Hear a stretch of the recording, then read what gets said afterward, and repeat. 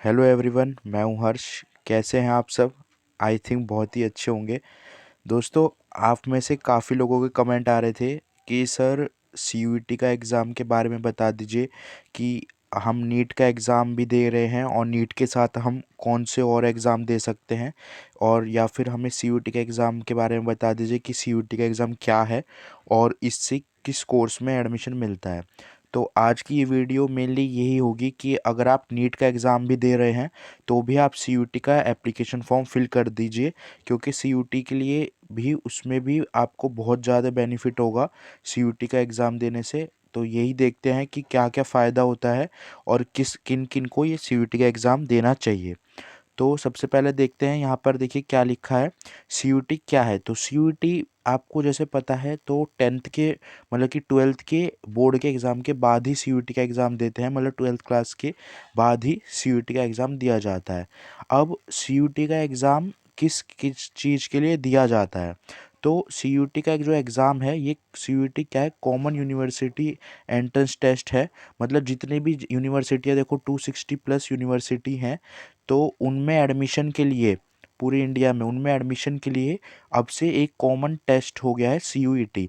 पहले क्या था, आपको अलग अलग जितनी यूनिवर्सिटी थी उसमें एडमिशन के लिए अलग अलग एग्ज़ाम देना पड़ता था, लेकिन अब से क्या है, सीयूईटी एक ही एग्ज़ाम लग चुका है जो आपको जितनी भी यूनिवर्सिटी हैं उनमें एडमिशन के लिए देना होगा। तो इस ये किस कोर्स के लिए है? अब आप लोगों के माइंड में आ रहा होगा कि क्या हम सीयूईटी का एग्ज़ाम देने से हमें क्या फ़ायदा होगा। तो सीयूईटी आपको जितने भी कोर्स होंगे, BA, BCom, BSc, B pharma, BTech, ये सब जितने भी कोर्स होंगे सबके लिए आपको सीयूईटी का एग्ज़ाम देना होगा। ठीक है, यहाँ पर देखिए बीए, एलएलबी, बीएससी नर्सिंग, मतलब बीएससी वगैरह सारे जितने भी कोर्स हैं सबको सीयूईटी का एग्ज़ाम देना होगा। अब देखो यहाँ पर क्या लिखा हुआ है। जो जैसे कि देखिए दिल्ली यूनिवर्सिटी है, डीयू, तो दिल्ली यूनिवर्सिटी के लिए भी पहले क्या था, अलग से एग्ज़ाम होता था, लेकिन अब से क्या है, डीयू के लिए मतलब जो दिल्ली यूनिवर्सिटी जितनी भी यूनिवर्सिटी हैं तो उन सब के लिए एक ही एग्ज़ाम लग गया है सीयूईटी का। तो देखिए अब कौन कौन सी यूनिवर्सिटी आती है, जैसे कि हो गया डीयू हो गया, तो इसके लिए भी सीयूईटी, जामिया मिलिया जो इस्लामिया यूनिवर्सिटी है, तो इनके लिए भी आपको सीयूईटी का एग्ज़ाम ही देना पड़ेगा। तो एक ही एग्ज़ाम से आपको इन सभी यूनिवर्सिटी में जिसमें भी आप चाहो उसमें एडमिशन मिल जाएगा। बनारस हिंदू यूनिवर्सिटी हो गया, और आपका जवाहरलाल नेहरू यूनिवर्सिटी हो गया, राजीव गांधी यूनिवर्सिटी हो गई, और ये सारी जितनी भी यूनिवर्सिटी हैं, अलीगढ़ मुस्लिम यूनिवर्सिटी हो गया, असम यूनिवर्सिटी हो गया, बनारस हिंदू यूनिवर्सिटी हो गया, ठीक है, central university of Andhra Pradesh, central university of Gujarat, central university of Haryana, ठीक है, ये जितनी भी यूनिवर्सिटियां हैं, मैं कह रहा हूँ ना आपको, 260 प्लस यूनिवर्सिटियाँ जो हैं यूनिवर्सिटीज़, तो उन सब के एडमिशन के लिए अब से केवल यही एक एग्ज़ाम है सीयूईटी जो आपको देना चाहिए। अब मैं तो ये कह रहा हूँ, ये देखो ये उसकी साइट है ऑफिशियल, जहाँ पर सीयूईटी का फॉर्म फिल होता है।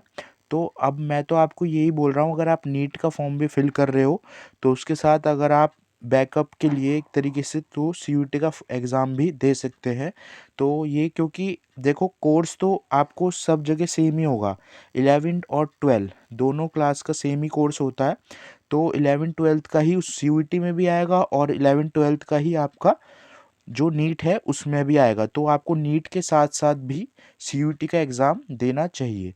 तो मैं तो आपको यही रिकमेंड करूँगा कि आप नीट के साथ सीयूईटी का एग्ज़ाम भी दें, और जो नीट नहीं भी दे रहे हैं तो उन्हें भी सीयूईटी का एग्ज़ाम दे दीजिए। तो ये आपके लिए बहुत ही अच्छा होगा। और बाकी इस वीडियो में इतना ही। अगर आपको किसी और टॉपिक से रिलेटेड, कोई भी कंटेंट से रिलेटेड वीडियो चाहिए तो आप मुझे कमेंट करके बता देना, मैं वो वीडियो जल्दी से जल्दी चैनल पे अपलोड कर दूंगा।